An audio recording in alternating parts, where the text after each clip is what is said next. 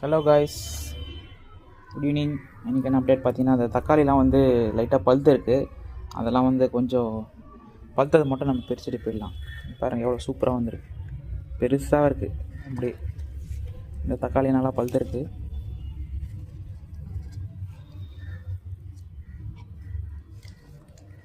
ரெண்டு இதுவும் லைட்டாக கலர் மாதிரி இருக்கு, அதனால் இதுவும் பிரிச்சுக்கலாம். உள்ளே இங்கே ஒருத்தன் ஒளிஞ்சிட்ருக்கான், நல்லா பழுத்துருக்கான் இவனும்.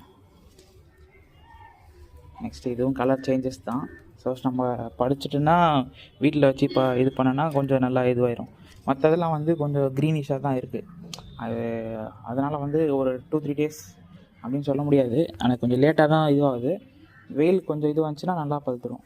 அது ஆச்சுன்னா நம்ம இந்த மீதி இருக்க தக்காளிலாம் வந்து இது பண்ணிக்கலாம். எவ்வளோ சூப்பராக வந்திருக்கு பார்த்தீங்களா? இன்னும் நல்லா லைனாக ஃபுல்லாக இருக்குது. ஒரு செடியில் இத்தனை வந்திருக்கு.